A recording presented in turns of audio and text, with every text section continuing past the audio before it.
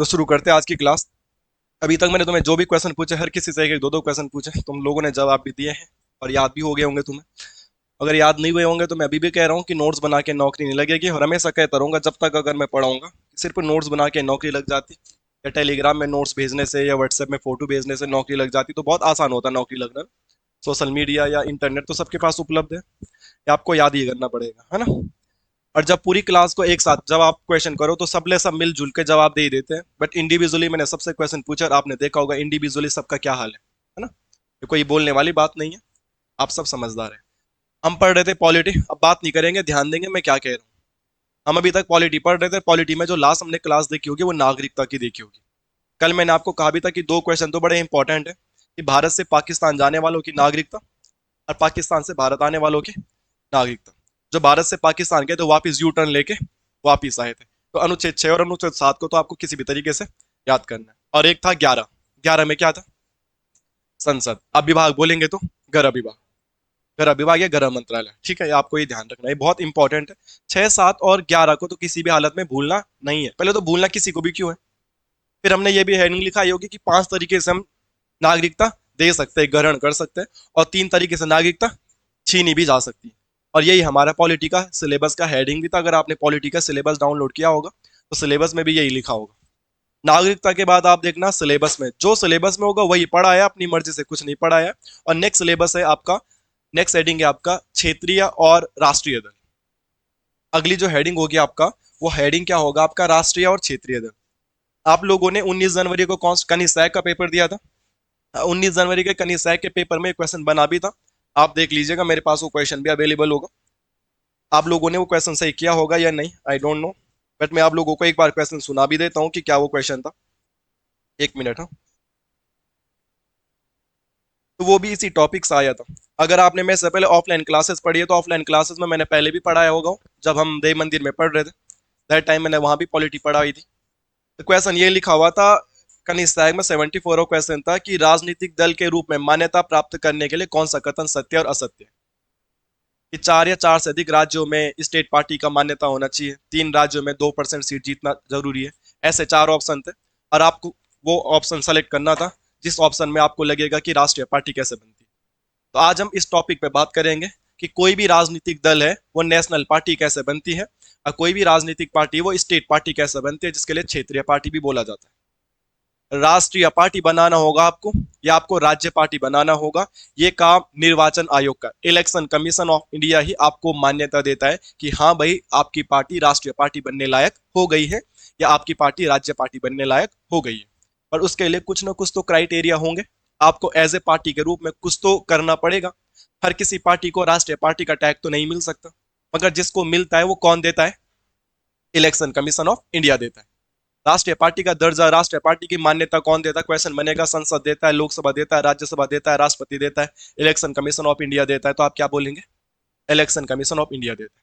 तो आपका हेडिंग ही यही है, अगर आप सिलेबस को पढ़ोगे तो हेडिंग में यह है कि राष्ट्रीय पार्टी बनने की दशाएं, क्षेत्रीय पार्टी बनने की दशाएं। और डायरेक्ट इसी हेडिंग से कनिष्ठ पेपर में क्वेश्चन आया था कि राष्ट्रीय पार्टी बनती कैसी। और कुछ नहीं पढ़ना, डिटेल नहीं, एक्स्ट्रा नहीं, कुछ नहीं, बस 3 कंडीशंस है। और अगर आपने इन 3 कंडीशन में से एक भी फॉलो कर दी तो आपकी राजनीतिक पार्टी क्या बन जाएगी? National party. और 4 कंडीशन ऐसी दे रखी है, अगर आपने इनमें से कोई भी एक भी रूल फॉलो कर दिया तो आपकी पार्टी स्टेट पार्टी भी बन जाएगी।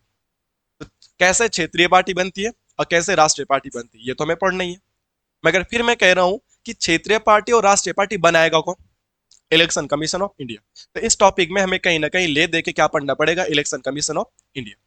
देखो ये क्वेश्चन तो मैं तुम्हें एक ही 5 मिनट में खत्म करा दूंगा, तो फिर टॉपिक ही खत्म हो जाएगा क्या? एक टॉपिक से इतना ही क्वेश्चन बनेगा कि राष्ट्रीय पार्टी कैसे बनती है। और राष्ट्रीय पार्टी कैसे बनती है तो पेपर में आ चुका है, एक ऑप्शन उसमें गलत था तो 3 सही थे, उन तीनों को रट लो, खत्म बात। मगर कई आप में से भी ऐसे होंगे, कई हमारे उत्तराखंड में से तैयारी करने भी वाले होंगे, कनिष्ठ का पेपर भी दे दिया, सिलेक्शन भी नहीं हो रहा है, आंसर की भी आ गई और अभी भी वो क्वेश्चन याद नहीं किए। और ऐसा होता है कि क्वेश्चन रिपीट होते हैं, ये नहीं होता कि बिल्कुल क्वेश्चन रिपीट ही नहीं होते। आपने देखा होगा आंचरी वाला कनिष्ठ में भी आया था, और कल परसों जो हुआ था उसमें भी आंचरी आया था। आंचरी सेम आया था बट थोड़ा बहुत चेंज करके आ गया था। और इस वाले क्वेश्चन को क्या पता रिपीट करेगा, थोड़ा बहुत चेंज कर देगा। तो अगर वो पेपर देने के बाद भी और बाहर होने के बाद भी हम लोग क्वेश्चन याद नहीं किया तो फिर हम एक अच्छे स्टूडेंट नहीं है। हमको पूरा का पूरा क्वेश्चन पेपर याद हो जाना चाहिए, तो ऑप्शन के सही। इसके अलावा मैं कह रहा हूं हेडिंग में क्या लिखा है, नेशनल पार्टी और क्षेत्रीय पार्टी। नेशनल पार्टी एग्जाम में आ चुका है तो क्या पता नए वाले एग्जाम में क्षेत्रीय पार्टी पूछे। ये तो हमारी जिम्मेदारी बनती है ना कि अब क्षेत्रीय पार्टी कैसा बनता है वो भी मेरे को याद करना पड़ेगा एज ए स्टूडेंट। ठीक है, तो अगर मैं देखूं तो इस टॉपिक में दो ही क्वेश्चन बन सकते हैं कि नेशनल पार्टी कैसे बनती है और स्टेट पार्टी कैसे बनती है। तो इन दोनों पॉइंटों को तो मैं लिखाऊंगा, बट पहला मुद्दा यह है कि पार्टियों को मान्यता कौन दे रहा है, इलेक्शन कमीशन ऑफ इंडिया। तो पहले हमको यह पढ़ना पड़ेगा कि इलेक्शन कमीशन ऑफ इंडिया है क्या। पहले इलेक्शन कमीशन ऑफ इंडिया को पढ़ लेंगे, नंबर ऑफ क्वेश्चन इसी में है, और लास्ट में तो हम हेडिंग लिखेंगे कि नेशनल पार्टी ऐसे बनती है और स्टेट पार्टी ऐसे बनती है, खत्म। तो सीधा हम ये नहीं लिखेंगे कि नेशनल पार्टी कैसे बनी और स्टेट पार्टी कैसे बनी, लिखेंगे हम ये, मगर इसको कहाँ लिखेंगे, लास्ट में। पहले हमको ये तो पता होना चाहिए कि भारत का निर्वाचन आयोग इलेक्शन कमीशन ऑफ इंडिया कैसे बना, कब बना, कौन बना। और ये जरूरी इसलिए भी है कि हमारे ग्रुप सी के पेपर में अब करंट अफेयर भी पूछने लग गया है। पहले यूके टीपीएससी वाले करंट अफेयर कम पूछते थे, यूकेपीएससी ज्यादा पूछता था। कल भी आपने यूकेपीएससी का पेपर सॉल्व किया, उसमें करंट अफेयर खूब पूछी गई, मगर यूके टीपीएससी इतना करंट अफेयर नहीं पूछता, बट पूछने लग गया है। कनीष सैक के पेपर में उसने नीति आयोग के बारे में कुछ पूछा था, अध्यक्ष उस समय नया बना था।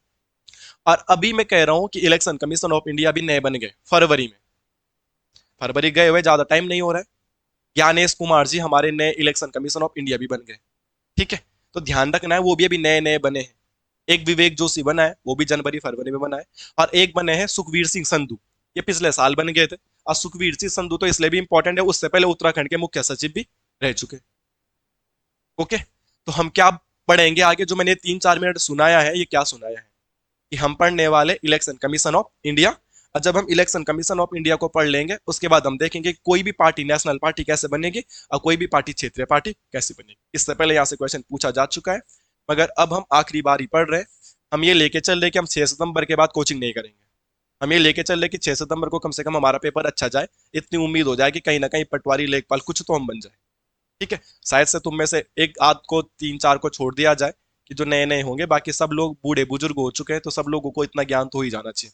कब तक कोचिंग करते रहोगे। ठीक है, शुरू करते हैं, हेडिंग डालेंगे इलेक्शन कमीशन ऑफ इंडिया, और लास्ट में हम उन हेडिंग पे बात करेंगे कि नेशनल पार्टी कैसे बनती है और स्टेट पार्टी कैसी बनती है। सबसे पहले डाल दीजिएगा निर्वाचन आयोग, निर्वाचन आयोग ही बोलेंगे हिंदी में।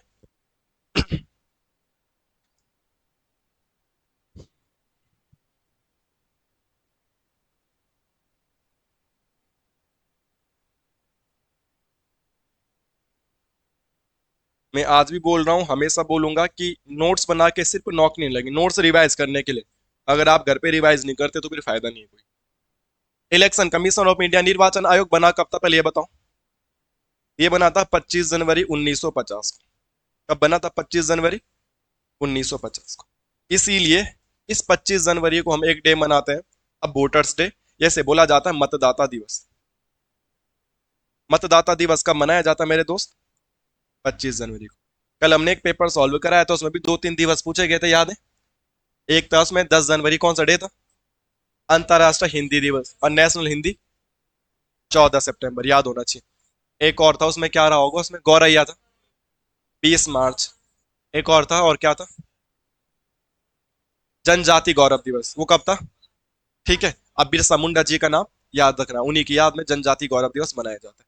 तो ऐसे ही मतदाता दिवस कब मनाया जाता है मेरे दोस्त, 25 जनवरी को, क्योंकि 25 जनवरी 1950 को ये क्या बना था, इलेक्शन कमीशन ऑफ इंडिया निर्वाचन आयोग बना था। ये पॉइंट आप लोगों को याद रखना चाहिए कि क्या है और क्या नहीं। ठीक है, अब हमने देखना है जब पहली बार इलेक्शन कमीशन ऑफ इंडिया बना होगा तो कोई ना कोई भारत का chief election commission of India बना होगा, भारत का मुख्य निर्वाचन आयुक्त तो बना होगा कि नहीं बना होगा कोई। जब इलेक्शन कमीशन ऑफ इंडिया बना, एक आयोग बना, तो कोई ना कोई इसका अध्यक्ष तो बना होगा, उसी के लिए तो हम आयुक्त बोल रहे हैं। भारत का पहला मुख्य चुनाव आयुक्त या भारत का पहला मुख्य निर्वाचन आयुक्त कोई तो कोई बना होगा, तो उसका नाम क्या था, सुकुमार सेन। कौन बने थे, सुकुमार सेन। कल हमने एक और चीज देखी थी, जब मैंने पेपर सॉल्व कराया था तो हमने देखा था अनुच्छेद 280।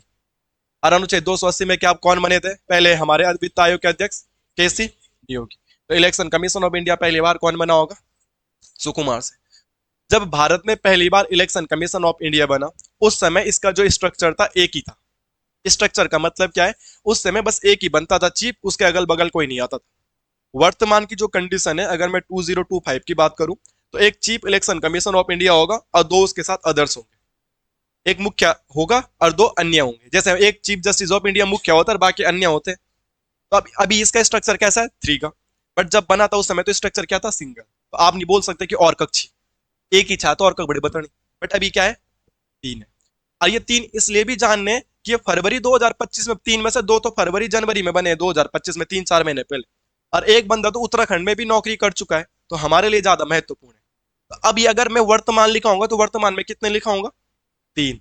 और स्टार्टिंग में कितने लिखाया, एक। कोई बच्चा ये नहीं बोलेगा स्टार्टिंग के तीन कहाँ है, क्योंकि स्टार्टिंग में था ही कितना, वो एक। और कैसे कैसे कब बदले वो भी मैं तुम्हें आगे पढ़ाऊंगा, और क्यों बदले वो भी मैं तुम्हें बता दूंगा। वो एक से तीन क्यों है वो भी बताऊंगा।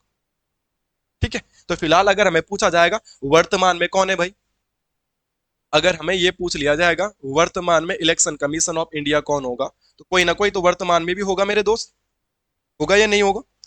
और वर्तमान को अगर हम देखेंगे तो वर्तमान की कंडीशन एक होगी कि एक तो चीफ जस्टिस बोल रहा मैं, chief election commission of India होगा, और दो क्या होंगे, अदर होंगे। तो जो मुख्य है उनका नाम क्या है, अभी सुनाया था मैंने, बताओ। ज्ञानेश कुमार जी। ज्ञान है इनको, ज्ञानेश कुमार जी। ठीक है। एक जो अभी नए नए बने उनका नाम है विवेक जोशी जी। विवेक जोशी तो अपना गढ़वाली नाम लग रहा है। ठीक है। मतलब पहाड़ी नाम लग रहा है, कहीं के भी होंगे आई डोंट नो, बट याद करने में कोई दिक्कत नहीं होगी। कोई अजीब सा नाम रहता है जो हमने कभी सुना नहीं होता है तो उसको नाम याद करने में दिक्कत भी होती है, बट विवेक जोशी को याद करने में दिक्कत नहीं होगी। और ये दोनों हाल में ही बने। ठीक है। और एक बंदा तो मैंने कहा था उत्तराखंड के मुख्य सचिव भी रह चुके हैं, सुखवीर सिंह संधू। तो आपसे पूछा जाएगा वर्तमान में कौन है हमारे chief election commission of India, तो चीफ बोलेंगे तो क्या बोलेंगे, ज्ञानेश कुमार। और अदर्स के बारे में पूछेंगे तो आप अदर्स भी बोल सकते हैं कि कौन कौन है, विवेक जोशी और सुखवीर सिंह संधू। ये पॉइंट आपको याद रखना। स्टार्टिंग में कौन बने होंगे, सुकुमार सेन। ये बेसिक बात है, आप लोगों को याद रख लेनी चाहिए कि हो क्या रहा है, कैसे कैसे हो रहा है, क्यों हो रहा है, क्या हो रहा है, ये सारी बातें हम लोगों को पता होनी चाहिए। यहां तक कोई दिक्कत नहीं है। अब हमने एक और चीज देखनी है। अभी हमने बस ये पढ़ा कि निर्वाचन आयोग बना कब है, और जब बना था तो कौन उसका था अध्यक्ष, और अभी वर्तमान में कौन है, इतना ही तो पढ़ा। अब हमारे आप बीपीडीओ का पेपर, सॉरी पटवारी का पेपर देखिएगा। जब लास्ट टाइम पटवारी का पेपर हुआ था, मैं आप लोगों को हमेशा बोलूंगा कि आप पीवाईक्यू सॉल्व नहीं करते, पुराने पेपर सॉल्व नहीं करते, तो बहुत गलत आदत है। अभी भी आदत डालो, कुछ नहीं बिगड़ा। ठीक है। और अगर नहीं हो पा रहा तो आप मुझसे बोल देना कि भैया आप ही क्लास में करवा दो, तो जैसे मैंने कल परसों का करा, मैं खुद ही पेपर सॉल्व करवा लूंगा आपको, और क्या कर सकते। क्योंकि हमें आइडिया होना चाहिए कि पेपर वाला क्या पूछ सकता है, और हमें ये पता चलना चाहिए कि पेपर वाला कहाँ तक जा रहा है, तो हमें भी वहीं तक जाना पड़ेगा। ऐसा क्वेश्चन आया था निर्वाचन आयोग, ऐसा क्वेश्चन आया था वित्त आयोग, ऐसे क्वेश्चन आया था परिसीमन आयोग। ऐसे चार ऑप्शन दे रखे थे कि कौन सा आयोग संवैधानिक है और कौन सा संवैधानिक नहीं है। तो जिसका मेंशन संविधान में होगा वो संवैधानिक होगा, जो संविधान में लिखा होगा वो संवैधानिक आयोग होगा। होगा कि नहीं होगा। कई आयोग संवैधानिक नहीं होते, जिसको विधि द्वारा संसद बना लेती है, मगर ये आयोग तो संवैधानिक है। और जब संवैधानिक है तो संविधान में लिखा होगा, तो फिर हमें ये भी पता होना चाहिए कहाँ पे लिखा होगा। ठीक है। तो थोड़ी बहुत बात उसकी कर, हम इलेक्शन कमीशन पढ़ रहे थे, चुनाव आयोग निर्वाचन आयोग पढ़ रहे थे, तो किसी न किसी भाग में होगा। ठीक है। तो ये कौन से भाग में बताओ, भाग 15 में। ठीक है। अब किसी न किसी अनुच्छेद में भी होगा। तो अनुच्छेद 324 से लेके लगभग 329 तक ये है। 324 से लेके 329 तक किसके बारे में लिखा गया है, निर्वाचन आयोग के बारे में लिखा है। हमेशा से वही बोलूंगा, और मैंने हमेशा से कहा भी आप लोगों को कि सारे अनुच्छेद हमारे लिए एग्जाम के पॉइंट ऑफ व्यू से जरूरी नहीं है। और ये भी बोला है कि हीरो बनने के लिए याद भी नहीं करने। मैंने हमेशा से बोला है कि जो कोचिंग का टॉपर रहता है वो कोचिंग में ही टॉप कर रहा होता है, उसकी नौकरी नहीं लग रही है। यही एक विधि का विधान है। बहुत कम कोचिंग के टॉपर है जो नौकरी भी लगा रहे। ऐसा तो नहीं बोलूंगा नौकरी लग नहीं रही है, मगर मैक्सिमम टॉपर है बस वो कोचिंग में ही टॉपर आ रहे हैं, असली पेपर में उनके नंबर नहीं आ रहे। मैंने तुम्हारे बीच से भी प्रैक्टिकल उदाहरण दिए थे पिछली वाली क्लास में। तो कहने का तात्पर्य ये है हमारा कि हमको सारे याद नहीं करने, कुछ वो जरूर याद कर लेना जो पेपर में आए गए आए। ठीक है। लिखने का तो मैं सारा ही लिखा दूंगा आपको, बट फिर भी जरूरी क्या है हमारे लिए वो याद करना। जैसे कल हमने नागरिकता पढ़ी थी, पढ़े 5 से लेके 11 तक सभी थे, पढ़ाए सभी थे, लिखाए भी सभी थे। मगर मैंने तुम्हें बताया था कि आता है पेपर में तो 2-3 याद करने, 6, 7, 11 बहुत जरूरी है ना। तो ये तो जरा सी है, पढ़ तो हम सबको ही लेंगे, मगर एक दो इसमें से बहुत ज्यादा महत्वपूर्ण है, उन पे तो मैं पूरी डिटेल चर्चा कर लेनी चाहिए। तो फिलहाल हम देख लेते हैं जो 324 से लेकर 329 लिखा है तो क्या लिखा है इनको भी। ओके। तो सबसे पहले लिखेंगे 324। तो 324 में यही लिखा है कि भारत में क्या होना चाहिए, निर्वाचन आयोग। और जिस निर्वाचन आयोग को आप पढ़ रहे हो क्वेश्चन आएगा निर्वाचन आयोग comes under the which article, तो आपने क्या बोलना, 324। 324 में क्या है, निर्वाचन आयोग ही है और कुछ भी नहीं है। अब देखेंगे 325 में क्या लिखा गया। 325 को पढ़ाते समय मैंने आप लोगों को पहले भी एक बार ही फंडामेंटल राइट पढ़ा है। फंडामेंटल राइट जब हमने पढ़े होंगे तो हमने पढ़ा होगा अनुच्छेद 15। अनुच्छेद 15 याद आ रहा है, जाति, धर्म, लिंग, मूल वंश, इनके आधार पर हम किसी के साथ भेदभाव, याद आ रहा ना, कन्फर्म। 5 तरीके ऐसे थे जिनके आधारों पर हम भेदभाव नहीं कर सकते, उसके अलावा भेदभाव हो भी जाता है, नहीं होता भेदभाव। पैसे के आधार पर तो ठीक ठाक लेवल पे भेदभाव हो ही जाता है, क्योंकि संविधान में लिखा ही नहीं है ऐसा। और संविधान में अनुच्छेद 15 में कौन से 5 प्रकार लिखे, 5 प्रकार लिखे हुए है ना, याद रखना। तो ऐसे ही इसमें भी सेम वही चीजें लिखी गई है 325। किसी की जाति से, किसी के लिंग से, जेंडर से, किसी के मूल वंश के आधार पर, इन आधारों पे किसी भी व्यक्ति के साथ ऐसा भेदभाव न करना कि तू वोट नहीं देगा तो इस जाति का है, तेरा जेंडर ये है तू वोट नहीं देगा, तेरा मूल वंश ऐसा था। मूल वंश बोले तो किसी का, जैसे हमें क्या पता हमारे दादा परदादा कभी हरामी रहे होंगे, बोला जा सकता है। अंग्रेजों ने यहाँ 200 साल तक राज किया तो कोई तो था हमारी तरफ से जो उनकी मदद कर रहा था, तो क्या पता कि किसी के दादा परदादा रहे होंगे। दादा परदादा ने अगर उल्टे काम किए तो नाती पोतों को सजा नहीं मिल सकती ना, इसी को बोला जाता है मूल वंश। तो मूल वंश ने अगर उल्टे काम भी किए तो नए वाली पीढ़ी को ये नहीं बोलेंगे कि तू वोट नहीं देगा। तो यहाँ वहां पे भेदभाव लिखा था और यहाँ पे क्या लिखा है कि किसी को भी वोट देने से वंचित नहीं किया जाए। ठीक है, जाति के आधार पर तुम किसी को वोट देने से नहीं रोकोगे, जेंडर के आधार पर किसी को वोट देने से नहीं रोकोगे, मूल वंश के आधार पर किसी को वोट देने से नहीं। तो कुल मिला के क्या लिखना है यहाँ पे कि किसी को भी मत देने से वंचित नहीं, वंचित का मतलब दूर नहीं किया जाएगा, है ना, तो लिख दीजिए। वोट को मतदान ही बोलेंगे ना। मत देने से वंचित किया जा सकता है, यस और नो, नहीं किया जाएगा। ठीक है, किसी को भी वोट देने से वंचित नहीं किया जाएगा। कैसे नहीं किया जाएगा, धर्म के आधार पर नहीं कर सकते, मूल वंश के आधार पर नहीं कर सकते, जाति के आधार पर नहीं कर सकते और जेंडर के आधार पर भी नहीं कर सकते। सामान्यतः वोट देने से रोका जा सकता है, आगे जब पढ़ोगे आप, वोट देने से रोका जा सकता है संसद या विधानमंडल विधि बना के वोट देने से रोक सकती है। कोई देश विरोधी काम कर रहा है, देश हित में काम नहीं कर रहा है, बहुत बड़ा भ्रष्टाचारी है, बहुत बड़ा आतंकवादी घोषित हो गया है, तो इन लोगों को वोट देने से रोका जा सकता है। ठीक है, मगर सामान्यतः किसी की जाति के आधार बना के, जेंडर का बेस बना के, धर्म का बेस बना के और मूल वंश का बेस बना के आप किसी के साथ भी वोट देने से रोकोगे नहीं। कोई लीगल कारण है कि हाँ ये हरामी, ये वोट नहीं देगा, तो अलग बात है, मगर सामान्यतः किसी को वोट देने से रोका नहीं जाएगा। किसी को जाति के आधार पर वोट देने से रोक सकते हैं, किसी को धर्म के आधार पर, मूल वंश के आधार पर, या किसी का जेंडर है, चाहे वो स्त्रीलिंग है, चाहे पुल्लिंग है, या चाहे वो थर्ड जेंडर है, एलजीबीटी कम्युनिटी का है, तब भी वोट देने से नहीं रोका जा सकता। यहां तक तो मुझे लगता है कोई दिक्कत नहीं। तो ये दो तो बहुत महत्वपूर्ण है हमारे लिए। ठीक है, और तीसरा इनसे भी ज्यादा महत्वपूर्ण, ये मैंने अभी नीलम से पूछा भी था जब आज की क्लास शुरू हो रही थी। तो क्लास होने से पहले हमने जब रिकॉर्डिंग शुरू नहीं की तो मैंने आप लोगों को सबको क्वेश्चन पूछे थे। तो उसको जो क्वेश्चन पूछा था 326 में क्या पूछा था, वोट देने का अधिकार। तो हम लोगों को जो वोट देने का अधिकार मिला है वो किसके तहत मिला, अनुच्छेद 326 के। तो यहाँ पे लिख लोगे आप।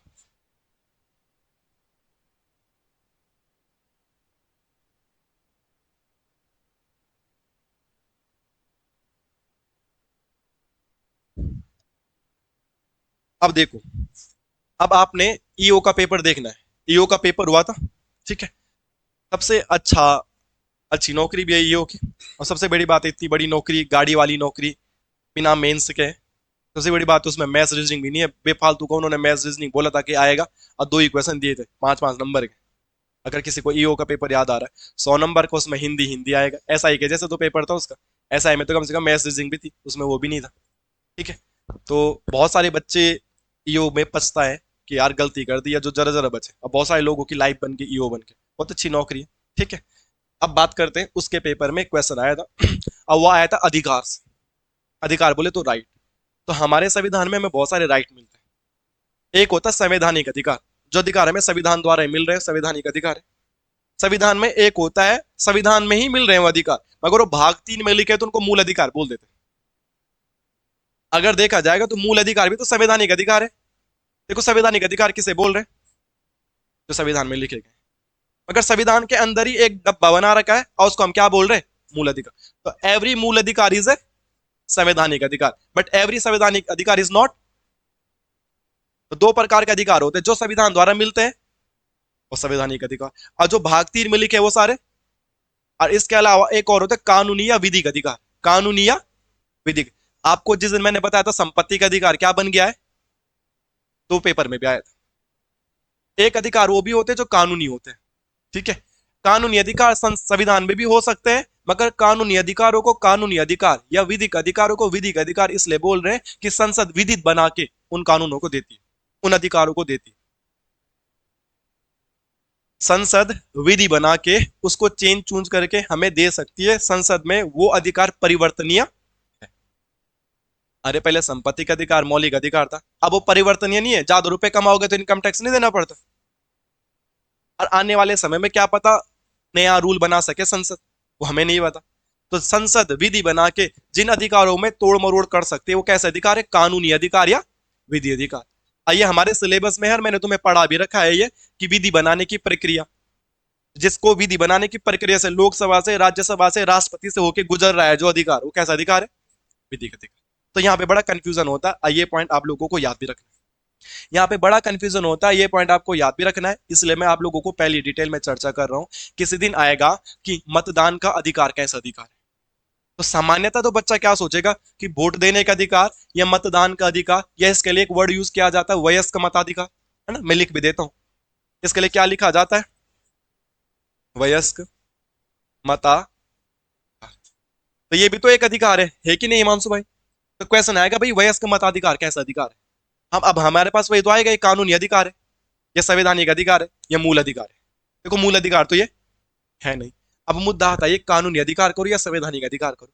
तो फिलहाल के लिए दिमाग में आता है कि संविधान में लिखा हुआ है तो संवैधानिक अधिकार है, बट इसको संवैधानिक अधिकार नहीं बोलेंगे, इसे क्या बोलेंगे, विधिक या कानूनी अधिकार। इसे क्या बोलेंगे। अभी तो सर आप बोलोगे कि आपने बोला कि संविधान में लिखा होगा तो संवैधानिक अधिकार होना चाहिए, बट ये फिर भी संवैधानिक अधिकार नहीं, इसलिए पेपर में आकर फंसे। कोई बोलेगा क्यों नहीं है फिर ये संवैधानिक अधिकार, ये विधिक अधिकार इसलिए कि संविधान विधि बना के चेंज कर दे रही है। और अभी मैं लिखा हूँ पहले वोट देने की उम्र 18 थी, और फिर उन्होंने पहले 21 थी, और फिर उन्होंने 18 कर दी। संविधान बदल नहीं रहा है। और अभी तुम आगे अनुच्छेद पढ़ोगे तो संसद तुम्हें वोट देने से वंचित भी कर सकती है। अगर तुम देश विरोधी काम कर रहे हो तो तेरा वोट देने से न देने से क्या मतलब। तो संसद इस अधिकार को कभी अपने हिसाब से, कंडीशंस के हिसाब से बदल भी सकती है। आने वाले समय में वोट देने का जो उम्र होगा वो 16 वर्ष हो जाएगा। और शायद अगर मैं गलत नहीं हूं तो मुझे ऐसा लगता है न्यूजीलैंड या नीदरलैंड, कोई मतलब यूरोप में या कोई एक देश ऐसा है यूरोप या कहीं भी, जिसने वोट देने की उम्र को 18 से 16 भी कर दिया। अब आप देख रहे बच्चा पैदा बाद में हो रहा, उसको सारी नॉलेज जानकारी पहले से हो जा रही है। हमें फोन चलाना अभी भी नहीं आया। मेरे को तो ये भी याद है जब हमारे गांव में पहली बार फोन आया तो संभवतः मेरे घर पे आया था। एक 1208 का छोटा सा डब्बा था, उसमें ये वाली रिंग टोन थी, no entry, no no no no no no no no no entry. जब फोन आता था किसी का, वो वाली रिंग टोन थी, उसमें अगर किसी ने वो 1208 वाला चलाया होगा। तो कभी गांव के किसी किसी के अमीर रिश्तेदार थे, उनके फोन भी आते थे ना हमारे घर में, तो 20 रुपए का रिचार्ज खुरचना पड़ता था। वो 20 रुपए का रिचार्ज आता था, उसमें 16 रुपए मिलते थे। 50 का लाना पड़ता, 50 रुपए भरने पड़ते थे, एक रिचार्ज कूपन आता था भरने का। तो जो लोग कूपन लेके घर पे फोन करने भी आते तो उन्हें फोन दो, उन्हें पता नहीं होता फोन कैसे पकड़ना होता है। आप बिलीव करो या ना करो, बस उनको फोन दे दिया जाता था लाउड स्पीकर खोल के, वो फोन को उल्टा सुल्टा कैसे भी पकड़ लेते, आवाज जाती थी। और आजकल मेरे घर पे 3 साल की भतीजी है, उनको तुम एंड्रॉइड फोन दे दो, उसमें यूट्यूब का लोगो ढूंढ देते हो और यूट्यूब चलाने लग जाते हैं। तो जो समझ बोल अब 21 साल में थी वो 18 साल में आ गई, तो उन्होंने वोट देने की उम्र 18 कर दी। अब जो समझ 18 साल में आनी वो 16 साल में आने लग जाएगी, तो वो उम्र भी अब 16 साल हो जाएगी। अब बहुत सारे देशों में हो भी गया है वोट देने की उम्र 16 साल। तो इसको बदल सकते हैं ना, बदल रहे हैं ना इसे। और जब बदल रहे तो कैसा अधिकार है, ये फंसेगा पेपर में किसी दिन, तो आधे से ज्यादा बच्चे से कैसा अधिकार कर देंगे, संवैधानिक अधिकार। बेटे संवैधानिक अधिकार नहीं करना, कैसा अधिकार है, विधिक अधिकार या कानूनी अधिकार। ठीक है।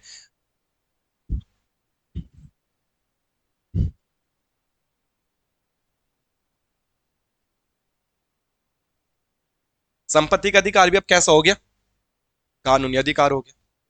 अब इसमें हमने एक पॉइंट लिखना है जो हमने पढ़ाया है अभी, बताया अभी, वयस्क मताधिकार। पहले वोट देने की उम्र कितनी थी, 21 वर्ष। अब ये कितनी हो गई, 18 वर्ष। अब 21 वर्ष से 18 वर्ष होगा तो क्या करना पड़ेगा, संविधान संशोधन करना पड़ेगा। अब वोट देने की उम्र को घटाया तो इसके लिए अमेंडमेंट हुआ, कौन सा वाला, 61वां कॉन्स्टिट्यूशन अमेंडमेंट। कब हुआ है, 1988 में, और ये लागू हुआ था 89 से। ठीक है, 88 में हो गया था, बट अगर लागू होगा तो ये कब से लागू होगा, 89 से।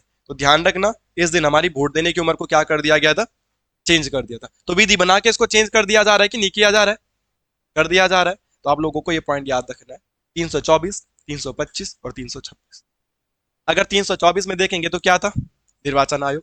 25 में क्या लिखा था कि तुम्हें वोट देने से रोका नहीं जाएगा, जाति के आधार पर भी नहीं रोक सकते, धर्म के आधार पर भी नहीं रोक सकते, लिंग के आधार पर भी नहीं रोक सकते, और मूल वंश आपका पीढ़ी कैसी रही है पहले, उसके आधार पर भी आपको वोट देने से नहीं रोका जा सकता। और 326 तो हमने पहले भी पढ़ा था, ये हमारा वयस्क मताधिकार है, वोट देने का अधिकार।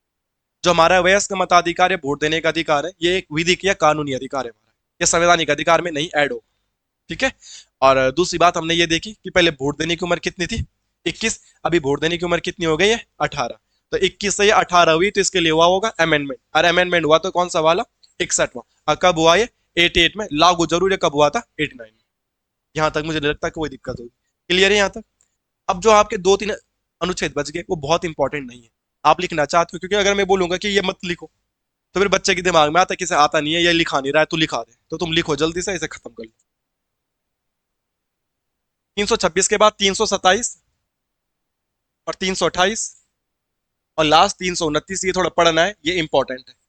बाकी 327 और 328 आप ना भी पढ़ोगे तो नो प्रॉब्लम। और 327 के आगे लिख लो संसद की शक्ति, और 328 में लिख लो विधानमंडल की शक्ति। अब बोलोगे क्या है, तो मैं शॉर्टकट में लिखा हूं, बाकी चीजें मैं तुम्हें समझा दूंगा। संसद की शक्ति, और ये क्या होगा, विधानमंडल। बाकी विधानमंडल, संसद, ये सारी चीजें मैं आप लोगों को पढ़ा चुका हूं मेरे दोस्त। कोई मेरा भाई ऐसा नहीं बोलेगा कि यार क्या है ये। राज्य में विधानमंडल होता है और देश में संसद होती है। संसद के भी दो भाई, लोकसभा और राज्यसभा। अब विधानमंडल भी दो, विधानसभा और विधान परिषद। हमारे उत्तराखंड में तो विधान परिषद है भी नहीं, है ना। तो वोट देने का जो हमारा अधिकार है, इसको सामान्यतः बदला तो नहीं जाता, मगर कभी ना कभी बदला जा सकता है ना। ऐसा तो नहीं कि वोट देने के अधिकार में कोई रूल ही नहीं बन सकते, बन सकते हैं ना। ठीक है। तो अगर राज्य सरकार रूल बना रही है तो राज्य सरकार तभी तो रूल बनाएगी जब विधानसभा के चुनाव होंगे। विधानसभा के चुनाव होंगे तो बस उत्तराखंड में होंगे ना, मगर लोकसभा के चुनाव होंगे तो पूरे देश के लिए हो। लोकसभा वाले तो कहां जाएंगे, संसद में जाएंगे। तो संसद भी वोटिंग से रिलेटेड, मतदान से रिलेटेड, मतदाता से रिलेटेड कोई रूल बना सकती है, संसद के पास शक्ति है। और विधानमंडल के पास भी क्या है, शक्ति, कि ये दोनों कभी ना कभी अगर कंडीशंस पड़ी, जरूरत पड़ी, तो इसमें कुछ फेरबदल कर सकते हैं। ये हुआ तो है फेरबदल, ये हुआ नहीं है क्या फेरबदल। और स्टेट गवर्नमेंट कुछ फेरबदल करना चाहेगी अपने राज्य में, कुछ नियम कानून बनाना चाहेगी, या कुछ चेंज करेगी, या कि लोगों को मतदाता सूची से भगा देगी। क्या पता कोई राज्य में कोई ऐसा मंत्री निकल के आ जाए।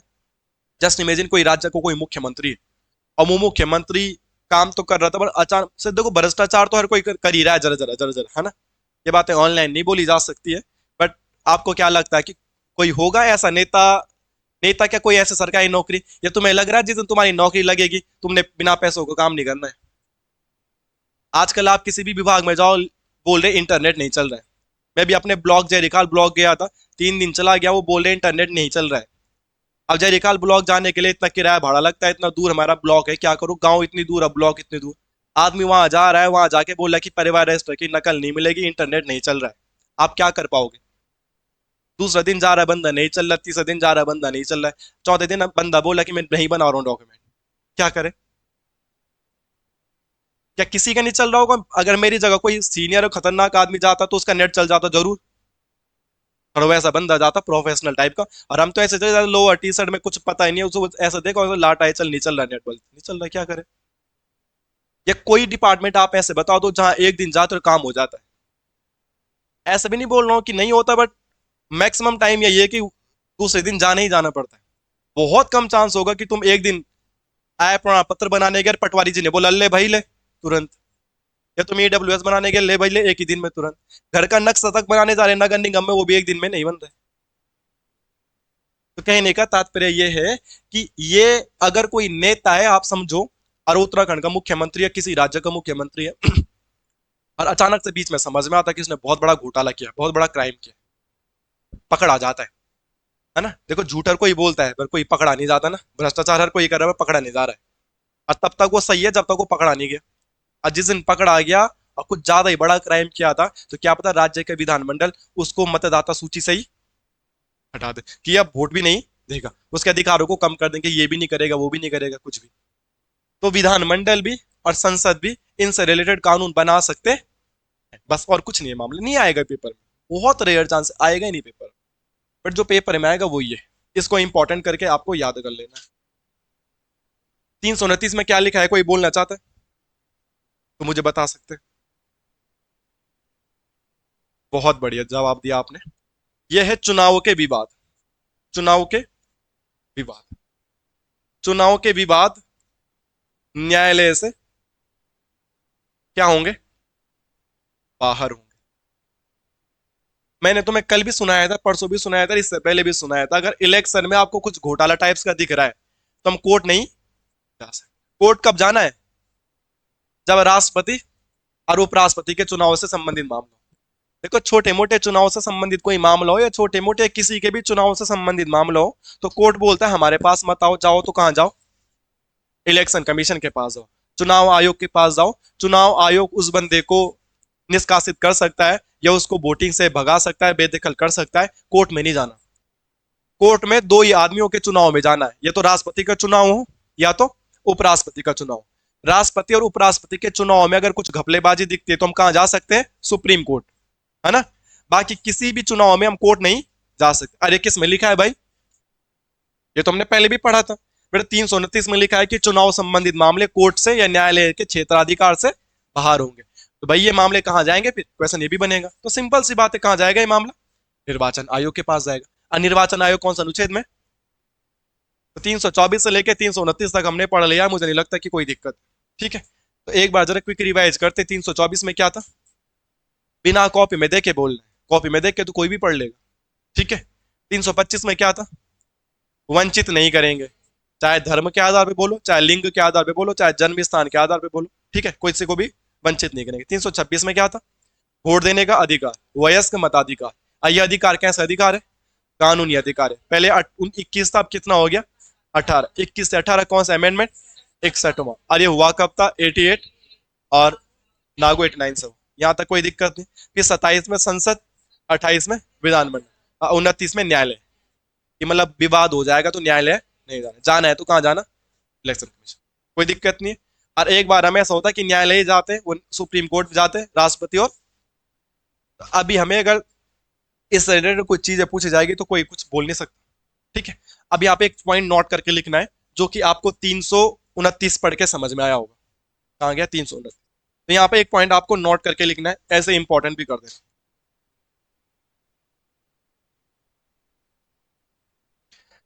वैसे ये मैं आपको ना जाने कब, मगर पहले भी मैं आप लोगों को ये शब्द पढ़ा चुका हूँ, और क्या पता आप लोग सही जवाब दे दो, क्योंकि मैं ये शब्द आपको सुना चुका हूँ। कथन वाले क्वेश्चन आएंगे तब हमारे पास एक प्रश्न ज्यादा इंपॉर्टेंट रहेगा।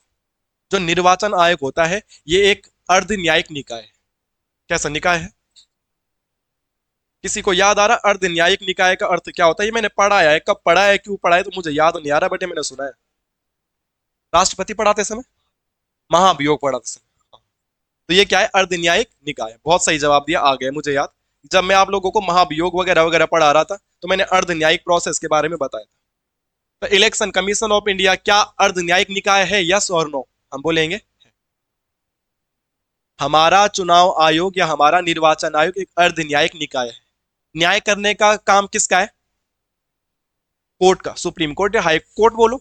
न्याय करने का काम किसका, सामान्यता कोर्ट का है। मगर ये भी तो इलेक्शन कमीशन ऑफ इंडिया। ठीक है, या इसको क्या बोलूंगा हिंदी में, चुनाव निर्वाचन आयोग, चुनाव आयोग, जो भी बोलना है ना बोल। हम क्या बोल रहे हैं, अगर किसी को समझ में नहीं आ रहा कि सर ये अर्ध न्यायिक प्रकार, ये अर्ध न्यायिक निकाय क्या होता है, तो मैं एक बार और समझा रहा हूं कि न्याय करने का अधिकार जो सामान्यता है वो कोर्ट का होता है। और आपने पढ़ा होगा अनुच्छेद 50, अनुच्छेद 50, आर्टिकल 50। उसमें यह भी लिखा गया है कि कार्यपालिका और न्यायपालिका का पृथक्करण होगा, अलग अलग होगा, है ना। तो जो न्याय करेगा वो कार्य नहीं करेगा, जो कार्य करेगा वो न्याय नहीं करेगा। मगर इनका तो कार्य है, ये तो कार्यपालिका वाले हैं, ये तो चुनाव करवा रहे हैं, मगर चुनाव करवाने के साथ साथ न्याय भी कर देते हैं। अगर चुनाव में घोटाला होगा तो न्याय कौन करेगा? ये। तो ये न्यायिक संस्था नहीं है, मगर फिर भी न्याय कर दे रही है, तो इसलिए इन्हें क्या बोला जाता है? अर्ध न्यायिक। नॉर्मल न्याय करने का काम किसका है? कोर्ट का। मगर ये भी न्याय कर दे रहे हैं। न्याय कैसे कर रहे हैं? जब चुनाव में घपला हो रहा है तो न्याय कौन कर रहा है? Election commission. तो इसका मतलब है न्यायपालिका ना होने के बाद भी न्याय का काम कर दे रहे, तो इनको तो पूर्ण न्यायिक नहीं बोल सकते, तो इन्हें क्या बोलते हैं? अर्ध न्यायिक। तो अर्ध न्यायिक निकाय कौन सा है? ये है कि नहीं है? कथन वाले क्वेश्चन आएंगे, क्या ये अर्ध न्यायिक निकाय है? तो हम क्या बोलेंगे? है। कोई दिक्कत किसी को? पक्का हो जाएगा ना? आगे लिखते हैं। अब एक हेडिंग डालेंगे, निर्वाचन आयोग का संरचना, the structure of election commission, या निर्वाचन आयोग की संरचना।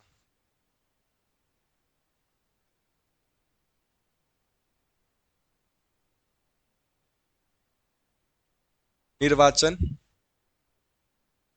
आयोग की संरचना।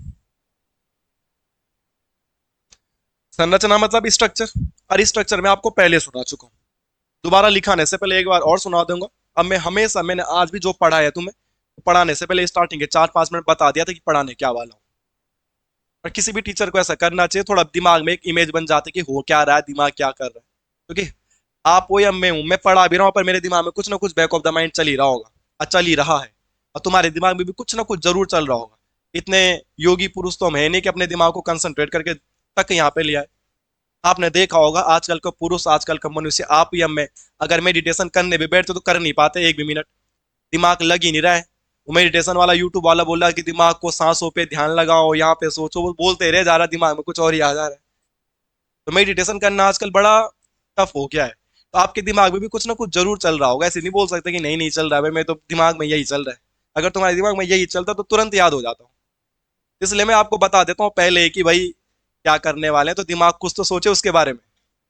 तो हम स्ट्रक्चर पढ़ रहे हैं, और मैंने ये बताया था तुम्हें, स्टार्टिंग में जो स्ट्रक्चर था वो कैसा था? सिंगल, एक ही कमीशन होता था, जो कौन थे? सुकुमार से। ठीक ही नहीं है?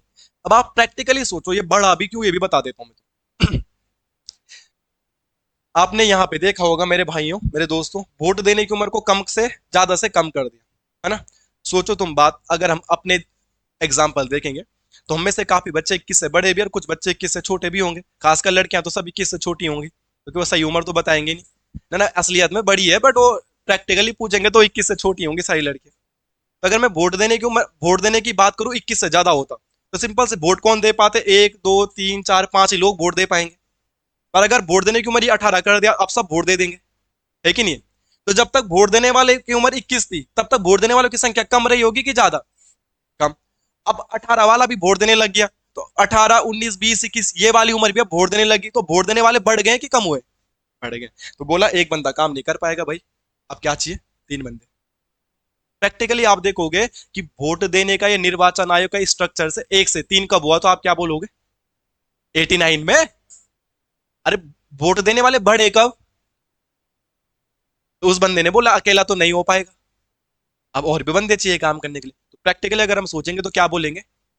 वोट देने की उम्र, सॉरी, निर्वाचन आयोग का संरचना स्ट्रक्चर 1 सदस्य से 3 सदस्य कब हुआ? इस बात से किसी को कोई दिक्कत है? प्रैक्टिकली याद करने में दिक्कत नहीं। बट होता क्या है हमारे देश में, लोकतंत्र है, लोकतंत्र की बहुत अच्छी बात है भी है, मगर समटाइम राजनीतिक मतभेद हो जाते हैं। इसलिए तुमने देखी भी होंगी वीडियो वगैरह, या कई नेता भी तुमने देखे होंगे। कई कई नेता कांग्रेस के ऐसे हैं कि जिन्हें बीजेपी वाले भी पसंद करते हैं, और कई कई बीजेपी के ऐसे नेता भी है कि कांग्रेस वाले उनके खिलाफ कभी गलत नहीं बोलते होंगे। जैसे नितिन गडकरी जी के लिए भी बहुत कम गलत बोला जाता है, मतलब ठीक, जैसे कि कांग्रेस वाले निर्मला सीतारमण को बोलते रहते हैं, राजनाथ सिंह जी को बोलते रहते हैं, मोदी जी को भी बोलते रहते हैं, मगर बहुत कम देखा होगा तुमने कि कोई कांग्रेस वाला नितिन गडकरी जी को बोल रहा होगा, या एस जयशंकर जी को बोल रहा होगा, जो विदेश मंत्री, वो तो बहुत लेजेंडरी पढ़े लिखे व्यक्ति है ना। बोला भी जाता है कि मतभेद हो सकता है पर मन का भेद नहीं होना चाहिए, मगर कई बार राजनीतिक पार्टियों में दुश्मनी भी निकाल दी जाती है। तो अगले साल चेंज कर दिया, फिर से उसे 1 सदस्य कर दिया। तो इसका स्ट्रक्चर क्या है? स्टार्टिंग में 1950 में कैसा था? 1990 में क्या होगा? ठीक, आप 1990 में क्या होगी? और उसके बाद ये क्वेश्चन एग्जाम में आ चुका है। अब हमारा एक चीफ इलेक्शन कमीशन बनता है जिसका नाम है टीएन सेशन। सुनिएगा नाम, क्या बोला? TN session. अब इलेक्शन कमीशन कौन बना है? TN session. और टीएन सेशन ने अपनी जोर करके बात रखी कि भाई एक आदमी का काम नहीं है, इसे वापस 3 करो। और अक्टूबर 1993 से ये 3 सदस्यीय हो गया है। और ये आपको एमसीक्यू में पुराने पेपर में आया हुआ मिल जाएगा कि इलेक्शन कमीशन 1 सदस्यीय से 3 सदस्यीय कब हुआ। उसका आंसर दे रखा अक्टूबर 1993 में, फाइनल रूप से। और तब से अभी तक 3 सदस्यीय है। हमने देखा भी होगा, हमने 3 नाम लिखाए होंगे आपको, है ना? तो अभी तो उसका पेपर में आंसर क्या बोला गया था? अक्टूबर 1993। मगर प्रैक्टिकली इससे पहले भी वो 3 का, तो पहले कितने का था? 1 का, फिर 3 का, फिर 1 का, अब 3 का, अभी भी क्या है? 3 का। और मैंने एक नाम सुना दिया आपको, टीएन सेशन। और टीएन सेशन का नाम सुनाने के पीछे लॉजिक ये है कि TN session is the only one election commission of India. TN session एकमात्र ऐसा इलेक्शन कमीशन ऑफ इंडिया है जिसने राष्ट्रपति का भी चुनाव लड़ा, भले हार गया, और उसके बाद राष्ट्रपति भी बनना चाह रहा था। ठीक है, राष्ट्रपति का चुनाव लड़ा होगा तो राष्ट्रपति का चुनाव आपके जैसे हमारे जैसे आदमी तो नहीं लड़ सकता। कोई बोलेगा लड़ सकता है, नहीं लड़ सकता। वो 50 प्रस्ताव आकर 50 अनुमोदक कहां से लाने? तो 100 सांसद तो कम से कम जेब में होने चाहिए। 50 प्रस्ताव अकबर 50, तो उस बंदे के जब जब चुनाव लड़ा तो उसके पास इतने लोग थे, इतने लोग उसके पास थे, वो जीते नहीं ना। ये तो टीएन सेशन को एज ए राष्ट्रपति भी तो हम सुनते कभी। मगर क्वेश्चन आएगा एकमात्र इलेक्शन कमीशन ऑफ इंडिया जिसने। ठीक है, अब ये एक नेगेटिविटी है कि तुम्हारे पेपर में नहीं आएगा, मगर अगर आप मेंस की तैयारी करो, ये कभी लिखने वाला या इंटरव्यू में, तो एक गलत बात है। इलेक्शन कमीशन ऑफ इंडिया में एक गलत बात यह है कि इलेक्शन कमीशन ऑफ इंडिया बनने की कोई भी योग्यता नहीं है। जीरो क्वालिफिकेशन, जीरो, कुछ क्वालिफिकेशन नहीं। ऐसी पोस्ट है ये, इसका कोई क्वालिफिकेशन ही नहीं पता। तो ये उसकी एक कमी है। कभी लिखना पड़ेगा गुण दोष तो लिखना पड़ेगा। नियुक्ति कौन करता है? राष्ट्रपति। राष्ट्रपति किस पार्टी को होगा? जिसमें देश की सरकार होगी। अभी राष्ट्रपति किस पार्टी के होंगे? सामान्यतः राष्ट्रपति हो चाहे प्रधानमंत्री हो, वो पार्टी वाइज नहीं होना चाहिए। वो पूरा देश का प्रधानमंत्री, वो पूरे देश के राष्ट्रपति है। जैसे हमारी कोटद्वार की विधायक ऋतु खंडूड़ी पूरे कोटद्वार की विधायक है, वो कोटद्वार की जो विधायक। अगर देखा जाए तो पार्टी वाइज वो बीजेपी की है कि नहीं? तो राष्ट्रपति किसी ऐसे बंदे को निर्वाचन आयोग तो घोषित कर दे कि भाई ये चुनाव में देख लेना, क्योंकि चुनाव का मामला तो कोर्ट भी। और अपने बंदे को चुनाव आयोग घोषित कर दिया तो अब कोई कांग्रेस वाला शिकायत भी कर रहा है कि घपला हो रहा है, तो क्या जांच करेगा? ये बीजेपी वाले शिकायत करे तो क्या ही जांच करेगा? क्योंकि निर्वाचन आयोग तो कौन बना रहा है? राष्ट्रपति। और अपने बंदे को बना दिया और घपला भी हो रहा है, कुछ करेगा नहीं, क्योंकि कोर्ट तो जा ही नहीं सकते। किस में लिखा है? कहां जाना पड़ेगा? निर्वाचन आयोग तुम्हारा बंदा भी तो हो सकता है, उसको बनने की कोई क्वालिफिकेशन बताओ। तो ये कमियां लिखनी पड़ेगी हमें, क्योंकि ट्रिपल एस में कथन वाले क्वेश्चन कभी बन जाते हैं, तो मैं उस नजरिए से आपको सुना रहा हूं। बट फिलहाल ये पॉइंट तभी काम आएंगे जब हमें मेंस वेंस लिखना पड़ेगा। बट आप अपने नजरियों को, अपने back of the mind in चीजों को सेव करके जरूर रख देने, कैसा होता है। दूसरी बात, जो बड़े बड़े पद होते हैं ना दोस्तों, सुनिएगा मेरी बातों को, जिनकी नियुक्ति राष्ट्रपति करता है, उन पदों में एक कंडीशन, एक शर्त ये रखी जाती है कि जब तुम यहां से रिटायरमेंट होगे, जब तुम यहां से, तो तुम दूसरी नौकरी नहीं करो, तुम दूसरी नौकरी। और ये होना चाहिए। अब सोचो कि इलेक्शन कमीशन बनाना है और पंकज मलासी को ऑफर आएगा कि तुझे इलेक्शन कमीशन बना देंगे और तूने हमारी पार्टी के लिए घपला करना है, और जिस दिन तू रिटायरमेंट होगा तुझे तुम्हारे यहाँ का विधायक भी बना देंगे या तुम्हारे यहाँ का मंत्री बना देंगे या मुख्यमंत्री बना, तो लालच दे दिएंगे ना। तो पहले से रूल होगा कि एक बार इलेक्शन कमीशन बन जाएगा तो उसके बाद दूसरी कोई नौकरी। तो किस चीज का लालच? ऐसे में लोभ नहीं दिया जा सकता कि भाई अभी तो देख इलेक्शन कमीशन बनने के लिए कोई वो नहीं है क्या क्वालिफिकेशन। तो मैं अभी बोलूंगा कि तुम्हें इलेक्शन कमीशन बनाता हूं मैं, और तुम्हें हमारी पार्टी का ध्यान रखना है। और जब 3 4 5 6 साल बाद तुम रिटायरमेंट हो जाओगे तो तुम्हें मैं भारत का राष्ट्रपति भी बना दूंगा, या भारत का कुछ नया पद भी तुम्हें दे दूंगा। तो उसको लालच रहेगा ना कि अभी इनकी पार्टी को जिता देते हैं, यहाँ से 6 साल बाद रिटायरमेंट तो जाना ही है, उसके बाद कुछ ना कुछ और भी नौकरी मिल जाएगी, और भी बड़ा पद मिल जाएगा। तो इसमें ये बात बोलनी चाहिए थी कि इलेक्शन कमीशन उसके बाद कुछ काम नहीं करेगा। बट इसमें वो भी नहीं बोला गया है। तभी तो टीएन सेशन ने राष्ट्रपति का चुनाव, तभी ये क्वेश्चन पूछा भी जाता है, एकमात्र ऐसा इलेक्शन कमीशन जिसने राष्ट्रपति का चुनाव लड़ा है वो कौन है? टीएन। तो मतलब ये नहीं बोलूंगा मैं कि तुम हर मेरी बात को नेगेटिव लो कि गलत होगा ही होगा, मगर चांसेस है ना, हो नहीं सकता ऐसे में। कल पेपर सॉल्व करा रहा था, उसमें एक बच्चे का कमेंट आ रहा था कि हमारा चमोली तुम्हारे पौड़ी से अच्छा है। तो मैं सामान्यतः रिप्लाई नहीं करता हूँ। ये दो चमोली के बैठे थे, इन चमोली वालों से मैं क्वेश्चन कर रहा था ना कल परसों, तो उस मैंने बोला हो क्या गया, मैं सामान्यतः कमेंट का रिप्लाई नहीं करता। पहले मैं सबका करता था, पहले 5-7 कमेंट आते थे, ठीक ठाक कमेंट आते, तो सबका रिप्लाई करना पॉसिबल नहीं हो पा रहा है। मैंने कहा भाई क्या हो गया? बोल तुमने बोला कि गुरसो बुग्याल ऐसी है, बोल कभी आयो गुरसो बुग्याल। मैंने कहा भाई गुरसो बुग्याल का अब उसको कैसे बताऊं कि गुरसो बुग्याल के ऊपर नीचे सब घूम रखा हूं, अब क्या सबको बताना पॉसिबल नहीं है? तो उस बंदे ने बोला कि हमारे अच्छा है, तुमने बोला बोले हाँ बर्फ नहीं गिरती तो अच्छा नहीं रहता। तो मेरा सेन ये था बोलने का कि अगर पुलिंदा जाओ तो बिना बर्फ के वो भी ऐसे लगेगा, और तुम ऑली जाओगे तो बिना बर्फ के वो ऐसी तो लगेगा जैसे हमारे यहाँ है। मजा कब आएगा? हम देसी लोग हैं, देसी बोले तो हम शहर भाग मैदानी भाग के लोग हैं, हमने बर्फ कभी देखी नहीं है।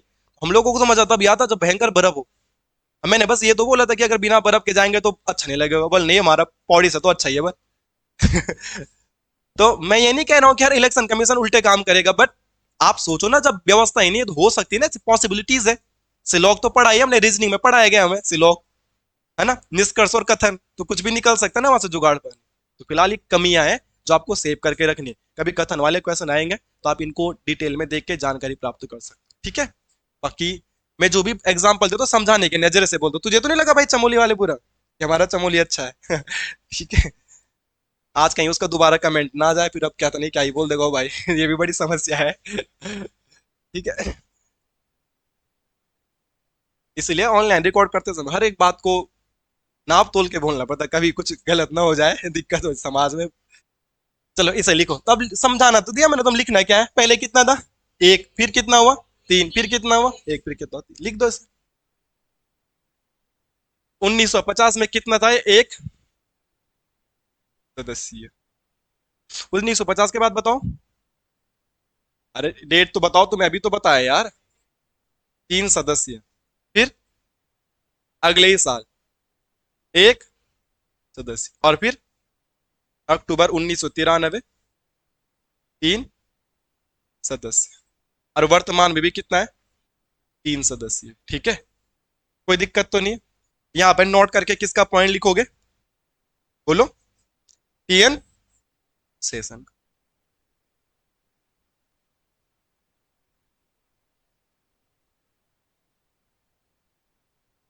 टीएन सेशन, तो ये पॉइंट आप लिख लीजिए।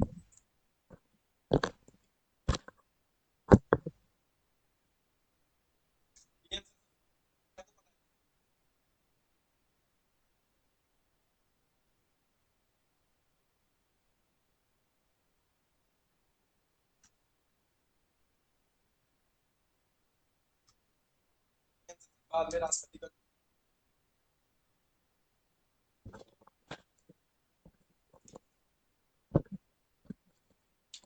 4 नाम दे देगा आपको, फिर बोलेगा निम्न में से कौन सा चुनाव आयोग का अध्यक्ष या निर्वाचन आयुक्त राष्ट्रपति का चुनाव लड़े हैं, तो आप लोग क्या बोलेंगे? टीएन सेशन जी, ठीक है। ये क्वेश्चन पूछा जा चुका है कि इलेक्शन कमीशन की संरचना 3 सदस्यीय कब हुई थी फाइनल तौर से, तो अक्टूबर 1993। ठीक है, कोई दिक्कत तो नहीं है?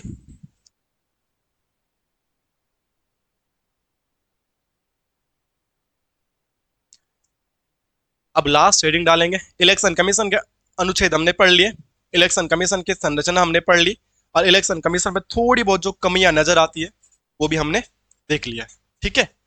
और अब लास्ट पॉइंट लिख लीजिएगा। तक क्या लिखेंगे, अंग्रेजी बोलना चाह रहा था पर मैं अंग्रेजी में बोल ही नहीं पाया। इलेक्शन कमीशन के कार्य, कुछ तो काम करता होगा ना, तो क्या क्या काम करता है? आजकल कथन वाले प्रश्न बन रहे हैं, 4 दे देगा, निम्न में से कौन सा कार्य इलेक्शन कमीशन का है और नहीं है, तो कुछ तो काम करता होगा ना चुनाव करवाने के अलावा। तो वहीं से 4 क्वेश्चन बना, जैसे परसों महाभियोग से आया था क्वेश्चन। आजकल कथन वाले क्वेश्चन आ रहे हैं, कुछ घुमा फिरा के दे दिया जाएगा कि ये काम इनका है या नहीं है, तो लिख लेंगे इलेक्शन कमीशन के कार्य। तो बताओ भाई क्या कार्य है? कुछ तो हमको भी पता हो, मतलब कुछ तो पता ही होना चाहिए, इलेक्शन कमीशन होगा तो क्या कार्य हो सकता है इसका, है ना। तो लिखो, तब फटक से लिख लो। पहले लिखना, चुनाव चिन्ह प्रदान करना, चुनाव चिन्ह प्रदान करना।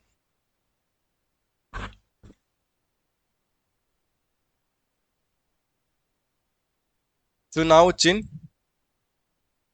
प्रदान करना, ठीक है। चुनाव चिन्ह कौन देगा? दूसरा काम है राजनीतिक पार्टियों को मान्यता देना। यही तो कनिष्ठ के पेपर में आया था, मेन हेडिंग हमारी यही है, राजनीतिक पार्टियों को मान्यता देना, मान्यता।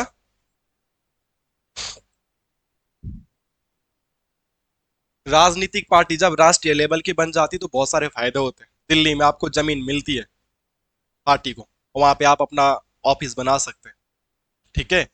जब आपके चुनाव होते हैं तो तुमने एक शब्द देखा होगा, स्टार प्रचारक। सुना है स्टार प्रचारक? तुम अखबार तो पढ़ते ही नहीं हो। जैसे कोटद्वार में चुनाव हो रहे ना, तो रितु खंडूड़ी तो चुनाव हार रही थी। अगर यहाँ का परिदृश्य देखोगे तुम, सुरेंद्र सिंह ने जीत रहे थे। अगर कोटद्वार के तुम लोग हो, कोटद्वार के बाद, अब इसमें भी कोई कमेंट मत कर देना बीजेपी वाला होगा तो, ठीक है। हम कोटद्वार के, तुम्हें पता है ना, कोट सुरेंद्र सिंह ने किया पहले से ही था। रितु खंडूड़ी से पहले कहां से चुनाव लड़के आई थी? यमकेश्वर से। और अगर अच्छा काम किया तो यमकेश्वर में रहो ना, यमकेश्वर से तुम कोटद्वार क्यों आए? वहां भी तो बीजेपी ने टिकट लड़ा, बीजेपी ही जीती है। और तुम तो बेस्ट है तो तुम अपने यहाँ रहो ना, यहाँ है। मगर रातों रात कौन आए थे यहाँ? योगी आदित्यनाथ जी। गेम ही पलट गया। तुमने देखा होगा कोटद्वार में से किस दिन मामला हो गया था। हम भी योगी आदित्यनाथ को देखने जा रहे थे कि भाई कैसा हो गया, क्या हो गया, भीड़ हो रही थी।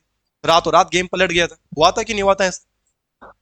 जबकि कोटद्वार की राजनीति के बारे में किसी को पता होगा तो चुनाव से 12-15 दिन पहले ही डिसाइड हुआ था कि कौन चुनाव लड़ेगा। बीजेपी की साइड ये भी पता नहीं था कि चुनाव कौन लड़ेगा।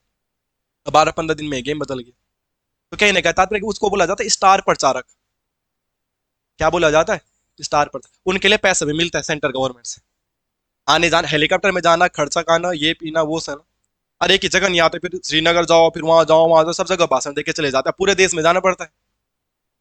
जैसे भी पुष्कर सिंह धामी गए थे, दिल्ली में हुए थे इलेक्शन, तो वहां भी गए थे प्रचार करने के लिए, वोट देने के लिए। मतलब वोट देने बोला मैं, प्रचार वचार करने के लिए। तो राष्ट्रीय पार्टी होगी तो ये मिलता है। दूसरा मत, जब हम वोट देने जाते हैं तो 8-10 लोग चुनाव लड़ रहे होंगे ना उसमें, तो सबसे पहले नेशनल पार्टी का सिंबल रहता है, और निर्दलीय निर्दलीय लास्ट में रहेंगे।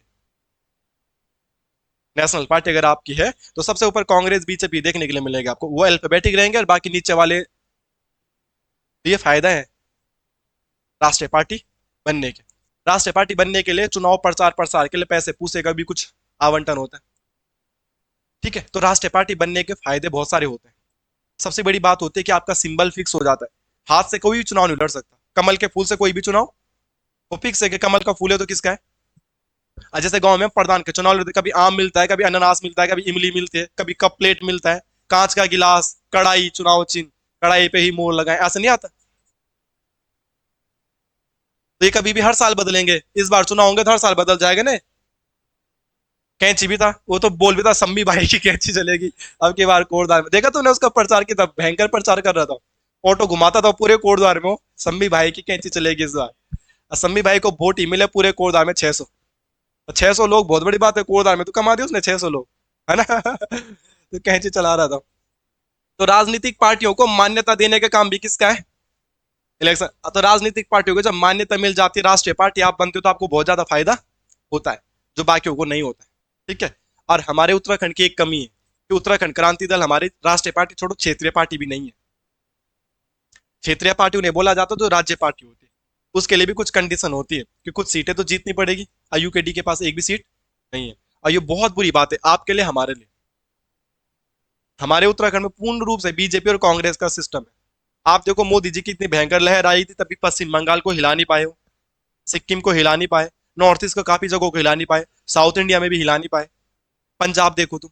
मैं ये नहीं बोलूंगा कि बीजेपी की नहीं होनी चाहिए पार्टी, मैं ये बोलूंगा क्षेत्रीय दल होना चाहिए।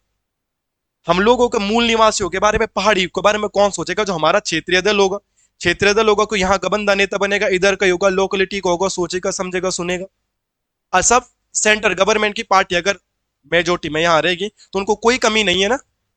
उनको नहीं पता यहाँ की कंडीशंस क्या है। उनके मुखिया, उनके आका, उनके बड़े बड़े लोग दिल्ली में बैठे तो एक्चुअल प्रॉब्लम को नहीं समझ पाएंगे। ये आपको और हमारी गलती है कि हमारी कोई क्षेत्रीय पार्टी नहीं है। एक क्षेत्रीय पार्टी, एक क्षेत्रीय दल जरूर होना चाहिए, है ना। बाकी छोड़ो, ये राजनीतिक मामला हो जाएगा, आगे चलते हैं। तो राजनीतिक पार्टियों को मान्यता देने का काम भी इन्हीं का है। अगला, मतदाता सूची तैयार कराना। मतदाता सूची तैयार, और इस काम को इलेक्शन कमीशन बहुत अच्छे से नहीं करता है। आप बोलोगे कैसे बोल रहा है?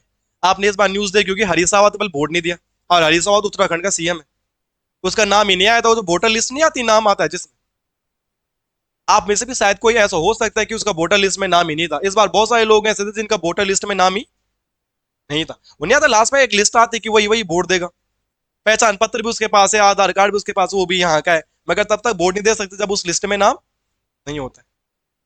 तो कई लोग थे इस बार ऐसे जिनका वोटर लिस्ट में नाम ही नहीं। तो ये बात गलत है ना थोड़ा सा।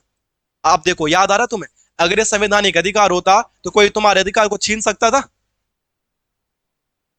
संवैधानिक अधिकार तो मुझे वोट देने से कोई रोक नहीं, मगर नाम ही नहीं आया तो रोक तो दिया तब। उस लिस्ट में ढूंढ रहा है आदमी नाम, हरीश रावत जा रहा है अपना पहचान पत्र लेके, बिल्कुल गाड़ू से तो ऐसी होगी। मतलब मैं एग्जांपल दे रहा हूँ क्योंकि हरीश रावत जी के बारे में न्यूज़पेपर में भी आया था। पर मैं कह रहा हूँ कि बहुत सारे लोग ऐसे थे जिनका वोटर लिस्ट में नाम ही नहीं आया था। और वो भी देखा होगा तो मेरे पास तो वीडियो भी पड़ी है इंस्टाग्राम में कि 4-5 साल का बच्चा था, उसका वोटर लिस्ट में नाम आ रहा है।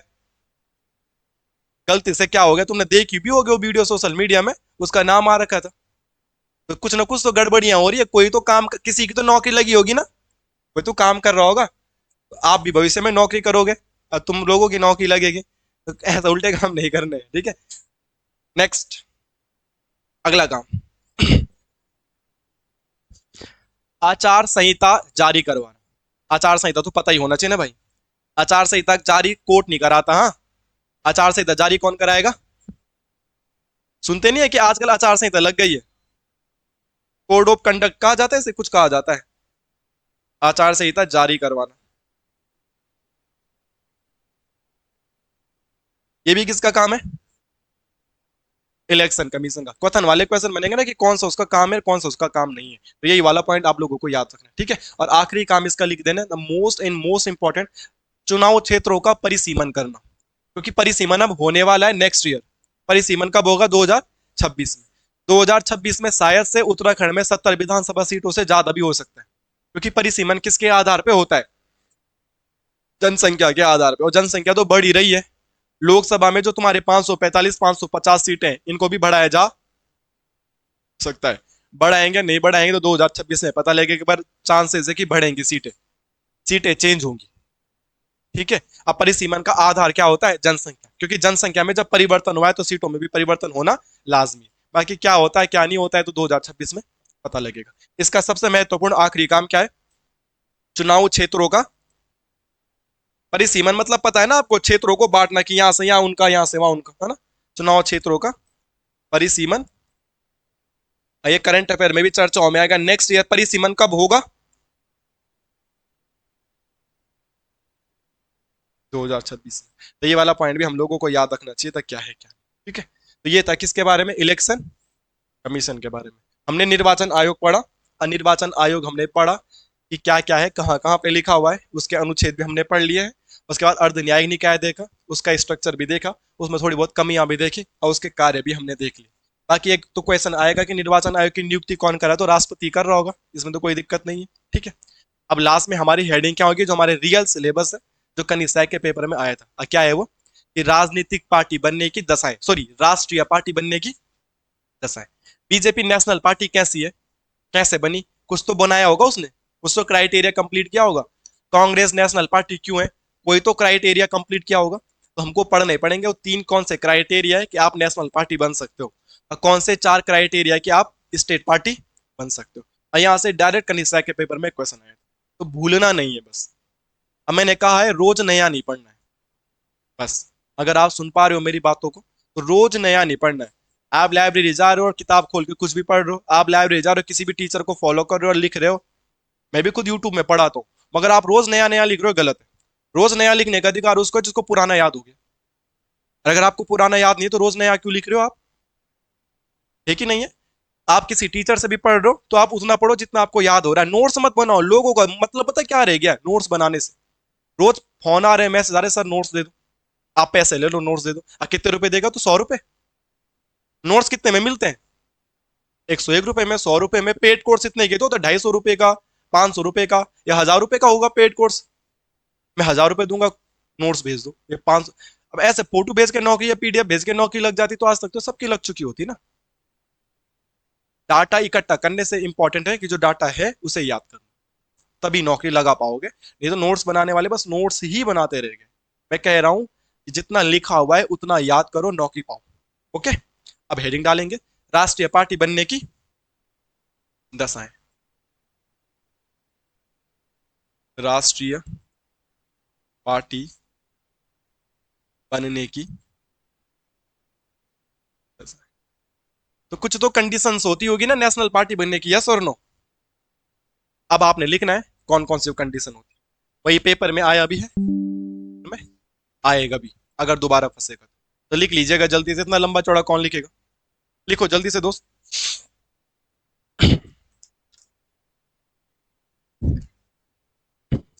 यदि कोई दल, यदि कोई पार्टी, लिख लीजिएगा लोकसभा और विधानसभा चुनाव में, यदि कोई पार्टी लोकसभा और विधानसभा के चुनाव में 4 राज्यों में 6% से ज्यादा वैध मत प्राप्त कर ले,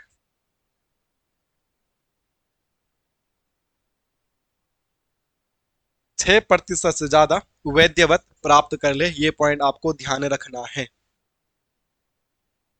ठीक है, अगर विधानसभा के चुनाव हो रहे, विधानसभा के चुनाव होते हैं ना, उत्तराखंड में भी हो, उत्तर प्रदेश में भी हो, बिहार में भी हो, छत्तीसगढ़ में भी, 4 जगह विधानसभा के चुनाव हो रहे हैं। अब कोई पार्टी हर एक राज्य में जितने भी वोट पड़े उसका 6% वोट लेके आ रही है। टोटल वोट तो पड़ रहे होंगे, जैसे उत्तराखंड में मैंने कल परसों सैटरडे के पेपर में भी दिया था कि दूसरी विधानसभा में टोटल कितने परसेंट वोट पड़े, तो 63% वोट जो भी निकलेंगे तो उसका आप क्या निकालोगे, 6%।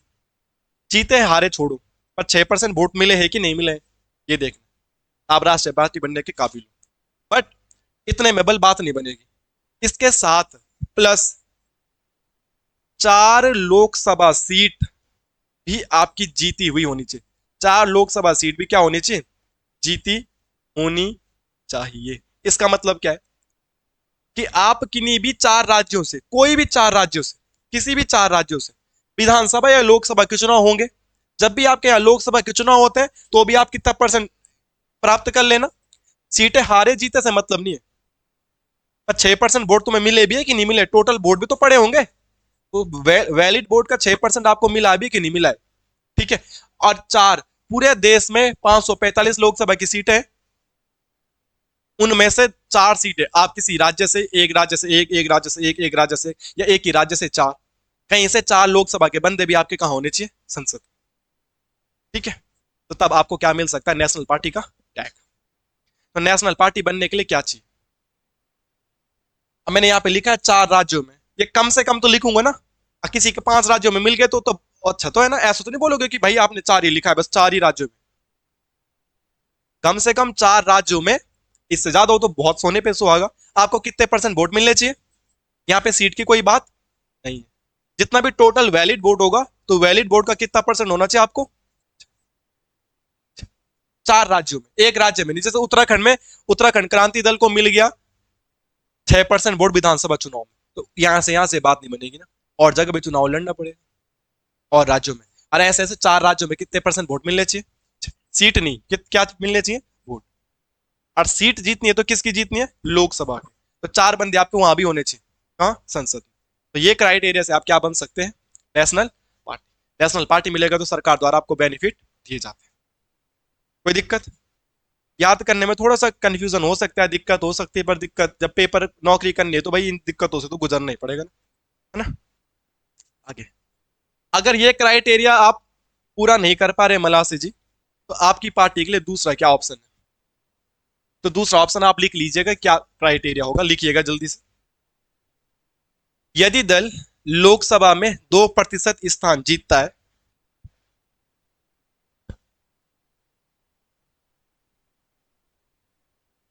यदि लोकसभा चुनाव में 2% सीट, अब 2% सीट को क्या बोल सकते हैं आप? 11 सीट। कितनी सीट? 11 सीट जीतता है तो आपको नेशनल पार्टी बना सकते। समझिएगा बात को। 2% सीट, टोटल लोकसभा में कितनी सीटें होती है? 545, मतलब 550 है वैसे हो। एंग्लो इंडियन तो भगा दिए हैं। अब होती, अब चुनी कितनी जाती है? 500, ये तो पढ़ा रखा ना। मैक्सिमम कितना हो सकता है? 550, बट है कितना? 545। तो लगभग आप 550 545 का 2% निकालोगे मेरे भाइयों। ऐसे तो करेंगे। जीरो से जीरो कट गया, इस जीरो कटाऊंगा, यहाँ पे पॉइंट लगाऊंगा। और 5.5 का दुगुना क्या होता है? 5.5 का दुगुना क्या होता है? तो लोकसभा की 2% सीट है, कितनी सीट हो जाती है? तो कहीं आपको 2% न दे के 11 देगा, ऑप्शन में 11 सीट देगा। तो परसेंटेज में बोलेगा तो 2%, और सीट में बोलेगा तो कितनी सीट हो जाती है? ये समझे बात को आप? तो टोटल लोकसभा में कितनी सीट है हमारी? 545 वर्तमान में। अधिकतम 50 हो सकती, पर है कितनी? 545। अगर 545 से 11 बंदे तुम्हारे हैं तो तुम्हें नेशनल पार्टी।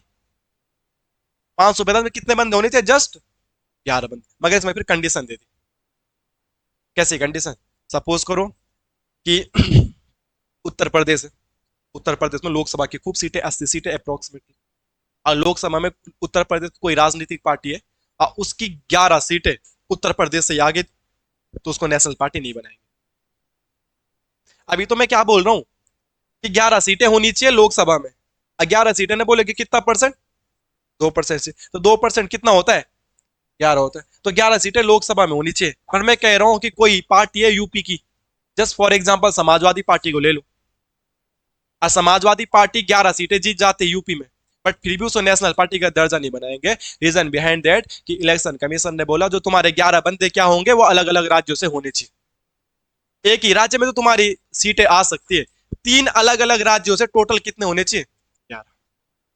ऐसा नहीं कि 11 अलग अलग राज्यों से 11 नहीं, कम से कम 3 राज्यों से मिला, कहीं से 2, कहीं से 1 और कहीं से 9, तब भी चलेगा।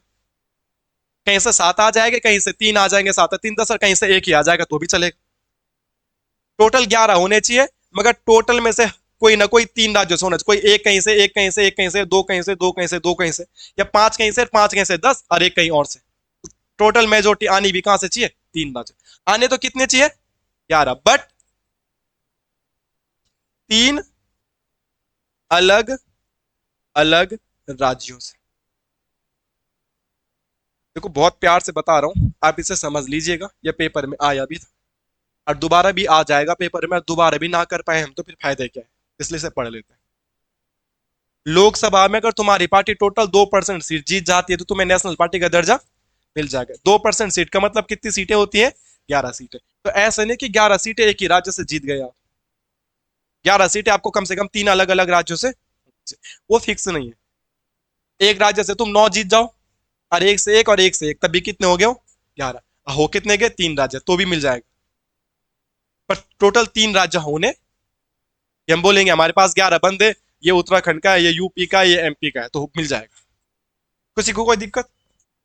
और तीसरा, अगर आपके पास ये भी नहीं है मेरे भाई, आप ये वाली कंडीशन भी फुलफिल नहीं कर पा रहे हो, तो एक सबसे आसान कंडीशन है कि कम से कम 4 राज्यों में राज्य स्तरीय दल का मान्यता प्राप्त हो। ये तो कैसी पार्टी बन रही है? अब एक कैसी पार्टी बनाना चाहते हो तुम? लास्ट में, अरे आपके पास राष्ट्रीय पार्टी बनाने के लिए कंडीशन भी नहीं है, आपके पास ये कंडीशन भी नहीं है, तो नेशनल पार्टी तब भी बन सकते हैं अगर तुम्हारे किन्हीं भी 4 राज्यों में स्टेट पार्टी होगी ना, तो तुम्हें नेशनल पार्टी बना देंगे। कि उत्तराखंड में भी तुम्हारे पास स्टेट पार्टी होनी चाहिए, यूपी में भी, एमपी में भी, और मणिपुर में भी, तब भी आपको 4 राज्यों में अगर स्टेट पार्टी भी है तो तुम्हें नेशनल पार्टी बना देंगे। पर अब ये भी तो पता होना चाहिए स्टेट पार्टी कैसे बनती है, तो उसको अगली हेडिंग में पढ़ेंगे, पहले ये तो कंप्लीट कर दें। ठीक है। आपको नेशनल पार्टी तब भी बनाया जा सकता है यदि यदि चार राज्यों में 4 राज्यों में क्या हो? राज्य पार्टी का दर्जा हासिल हो। अगर 4 राज्यों में राज्य पार्टी है तो वो पार्टी खुद ही अपने आप क्या बन जाएगी? National party. यदि 4 राज्यों में राज्य पार्टी का दर्जा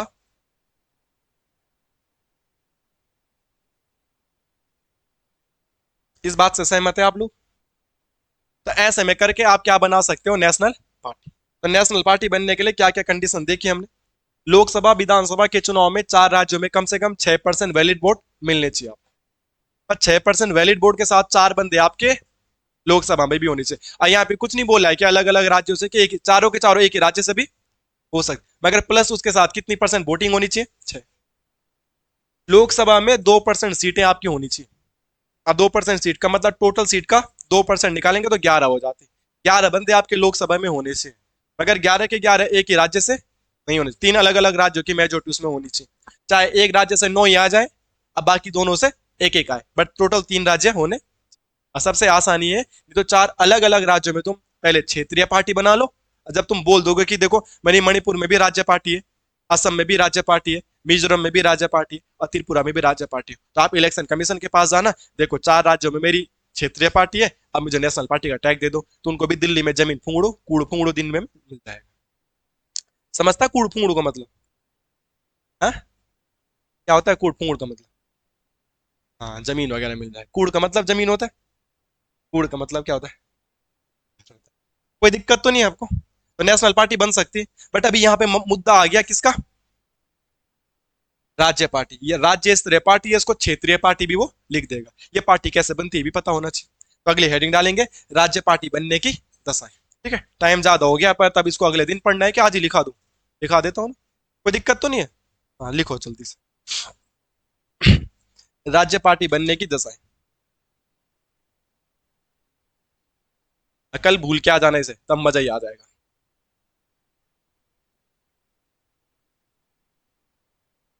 मैंने बोला तो है ना, कई बच्चे कोटद्वार, देहरादून, दिल्ली, हल्द्वानी कहीं भी जहां पढ़ रहे हैं, कोचिंग सेंटर वालों के पेट भर रहे हो, उनके परिवार वालों को पाल रहे हैं।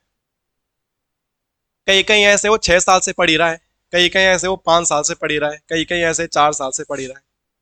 माना नौकरी लगाना मुश्किल है, पर 5-6 सालों में तो लगी जानी चाहिए ना। तो कई लोग ऐसे बस कोचिंग ही बदल रहे हो, टीचर ही बदल रहे हो, नोट्स बना रहे हो मस्त लाल नीले कॉपी पीले पेन से, हाईलाइटर लगा के, मार्क लगा के। और आजकल तो एक ओ बी आर को चिपकाने वाले नहीं होते, दीवार पे चिपका दे रहे। पता नहीं कहाँ से आया वो नया तरीका, लाल पीले कपड़े, पहले नहीं था वो। ये अभी अभी आया समाज में, पहले नहीं था ये 1-2 साल से वो नहीं होता पेस्ट कार्ड, पोस्ट कार्ड, अरे खट खट मस्त चिल करके ने उस पर भी लिख दे रहे मस्त बातें, पर याद कुछ नहीं है, अलग अलग बातें हैं। चलो लिखो, राज्य पार्टी कैसे बनेगी, जल्दी से लिख लो फिर खत्म करते हैं। विधानसभा में कम से कम कुल सीटों का 3% सीटें, या 3 सीट जो भी ज्यादा हो। विधानसभा में कुल सीट का, विधानसभा में कुल सीट का 3% सीट, या 3 सीट जीतनी है, जो भी ज्यादा हो, जो भी ज्यादा। या तो आप विधानसभा में कितनी सीटें जीत जाओ, 3, या फिर आपको कितनी जीतनी पड़ेगी, 3%। जो भी ज्यादा होगा वो करना पड़ेगा। ठीक है, देखो तुम बोलोगे यार समझ में नहीं आएगा। आप देखो उत्तराखंड में राज्य पार्टी बनना होगा, उत्तराखंड में, उत्तराखंड में विधानसभा की कुल सीटें कितनी है, 70 का अगर मैं 3% निकालूंगा मेरे भाइयों, तो जीरो से जीरो कटा, इस जीरो की जगह यहाँ पे पॉइंट लगाऊंगा तो 7 या 21, तो लगभग एक ही दो ही सीट हो रही है ना, 2.1 सीट, लगभग कितनी सीटें होनी है। उत्तराखंड में कोई 2 विधायक बन जाते हैं तुम्हारी यूकेडी पार्टी के, तो उसको क्षेत्रीय पार्टी नहीं बनाएंगे, क्योंकि तुम बोलोगे हम तो 3% जीत गए हो। मगर मैंने क्या बोला, तो 3% जीतो या 3 जीतो जो भी ज्यादा हो, पर उत्तराखंड में तो 3% कम हो रहा है, 3 सीटें ज्यादा हो रही है ना। तो उत्तराखंड में राज्य पार्टी बनाने के लिए कितने विधायक बनना चाहिए? पर जैसे आप वो देखो क्या, उत्तर प्रदेश का एग्जाम्पल, उत्तर प्रदेश में 403 विधायक बनते हैं, एग्जाम्पल के तौर पर आप 400 ले लो। 400 का आप 3% निकाल के देखो मेरे भाई, तो 400 का 3% कितना आता है? अब मुझे यूपी में राज्य पार्टी बनानी है, तो क्यों मैं 3% जीतूं, मैं वहां जस्ट कितना जीतूंगा, 3 भी जीत सकते हैं ना वहां पे। तो आपको ये देखना पड़ेगा, ये काम करना पड़ेगा। ठीक है, तो आपको 3% सीटें देखनी पड़ेगी, या फिर आपको 3 सीटें देखनी पड़ेगी। और हमारे यहाँ तो 3% सीटें 3 से भी कम हो जाती है, तो कम से कम 3 सीटें तो ऐसी कंडीशन में हमें जीतनी जीतनी पड़ेगी। मैं उत्तराखंड में 70 का 3% निकालूंगा तो दो ही सीटें हो रही ना अप्रोक्स। अब मैं बोलूंगा भाई तुमने तो 3% बोला था, मैं तो जीत गया हूँ 3%। तो फिर वो क्या बोलेंगे कि भाई कम से कम तीन तो जीतनी पड़ेगी ना मेरे भाई, ऐसा तो नहीं बोले। ठीक है, एक और कंडीशन लिखेंगे आप राज्य सीट बनने के लिए। लोकसभा या विधानसभा के चुनाव में कम से कम 6% मत हासिल किए हों। वही वाला हो गया। लोकसभा के चुनाव भी तो होते हैं, राज्य में नहीं होते। अरे लोकसभा वालों को हम वोट देते हैं कि नहीं देते? हमारे उत्तराखंड में 5 सीटें हैं लोकसभा की। अब विधानसभा के 70 से तो जीते देते होंगे ना हम वोट। तो लोकसभा विधानसभा चुनाव में 6% मत प्राप्त किए।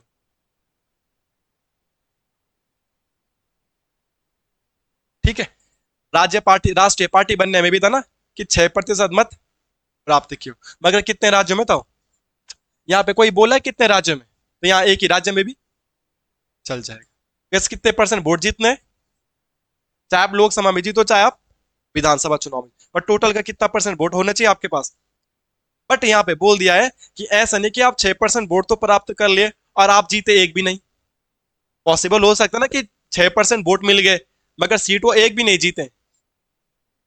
तो बोला कुछ तो जीत जाना यार, एक लोकसभा भी और दो विधानसभा भी। तो उत्तराखंड में अगर राज्य पार्टी का दर्जा बनना है तो 70 विधायकों में से दो विधायक कम से कम, अब 5 लोकसभा सीटों में से कम एक लोकसभा सीट। तो इसके साथ प्लस क्या बोला है, विधानसभा की कितनी सीट है? दो। और लोकसभा की कितनी सीट है? एक सीट। कंफ्यूज नहीं होना है, और कंफ्यूज होना है तो उससे बढ़िया पूछ लो। ठीक है, ये एक साथ याद कर ले। लोकसभा या विधानसभा चुनाव में या तो आप क्या कर दो 6%, मगर 6% के साथ साथ ऐसा नहीं कि 6% वोट तो आपको मिल गया, जीते आप एक भी नहीं हो। तो बोला कम से कम एक लोकसभा जीत जाना और कम से कम एक दो विधानसभा भी जीत जाना। तो अगर उत्तराखंड का एग्जाम्पल लू मैं, तो उत्तराखंड में 6% वोट मिलने के साथ साथ 70 विधायकों में से दो विधायक भी होने चाहिए और 5 लोकसभा सीट में से एक लोकसभा वाला भी होना चाहिए। आप समझ पा रहे हो इस बात को? तो अगर उत्तराखंड में 5 सांसदों में से एक यूकेडी का होगा, 70 विधायकों में से दो विधायक यूकेडी के होंगे और टोटल वोटों का 6% भी यूकेडी प्राप्त करती है, तो यूकेडी एक राज्य पार्टी का दर्जा कम से कम हासिल। अब यूकेडी राज्य पार्टी का दर्जा भी हासिल नहीं है ना यूकेडी के पास भी। ठीक है, नेक्स्ट कंडीशन लिखिएगा। ठीक है, अब सबसे आसान यही है, लोकसभा और विधानसभा चुनाव। अब आप अपनी पार्टी में राज्य पार्टी बनाना चाहते हो और आप 6% वोट तो हासिल कर लिए भाई, 6% वोट तो हासिल कर लिए, मगर आप सीट एक भी नहीं जीते हो, तो आपको राष्ट्रीय पार्टी दर्जा नहीं। तो चुनाव आयोग ने इसे और इजी कर दिया कि भाई अगर आप सीट नहीं जीत पा रहे हो, 70 में से एक भी मत जीतो और 5 लोकसभा से भी एक भी मत जीतो, मगर जब आप सीट ही नहीं जीत रहे हो तो वोटिंग परसेंट तो बढ़ा दो। देखो जब वोटिंग परसेंट 6 रखा हुआ है तो साथ साथ में विधानसभा के भी दो विधायक होने चाहिए और लोकसभा का भी एक सांसद, तो 6% वोट में ही काम चल जाएगा। मगर चुनाव आयोग ने इसे और इजी कर दिया कि आप सीट नहीं जीत पाओ, और जब तुम सीट नहीं जीत पाओ तो परसेंटेज तो बढ़ाना पड़ेगा, नहीं बढ़ाना पड़ेगा। तो बोला अगर सीट नहीं जीत पा रहे हो तो लोकसभा विधानसभा चुनाव में कम से कम 8% मत क्या कर लो, प्राप्त कर लो। और अब सीट भी नहीं जीतोगे ना तो भी तुझे राज्य पार्टी का दर्जा दे दूंगा। तो बिना सीट जीते कितने परसेंट वोट जीत लाने पड़ेंगे? 8 वैलिड वोट्स का, वैलिड वोट्स का कितना? 8%। और अगर 8% नहीं ला पा रहे हो तो 6% में भी काम बन जाएगा, मगर अब तो तुम्हें सीट भी जीतनी पड़ेगी। तो मुझे लगता है सबसे आसान यही है, 8% ले आओ, चाहे बंदे तुम्हारे जीते या नहीं जीते। मगर मामला यह है कि 8% वोट अगर तुम्हें मिल जाते तो एक आधा कहीं ना कहीं जीत ही जाता, इतनी तो पकड़ बनी जाती है। ठीक है, थोड़ा सा आपको ये मुश्किल लगा होगा, अब जो पहली बार पढ़ रहा होगा तो मुश्किल तो लगेगा ही। इसको घर में समझना क्या हो रहा है क्या नहीं हो रहा है, और इसको एक बार तो लिख दिया है, एक बार घर पे भी लिखना है। अब मैं हमेशा से यही बोल रहा हूँ कि कोचिंग जब आते हो तो एक काली कॉपी लेके आया करो, सब कुछ उसी में लिखा करो, रामायण महाभारत, और घर में से अलग अलग पेस्ट किया करो। तो कम से कम इसी बहाने आदमी 2 बार लिख देगा। जब घर में तुम दोबारा से लिखोगे तो दोबारा से पढ़ोगे, और दोबारा से पढ़ोगे तो तुम्हारे डाउट हो सकते हैं, और डाउट हो गए तो तुम पूछोगे, और पूछोगे तो तुम्हारा फायदा होगा।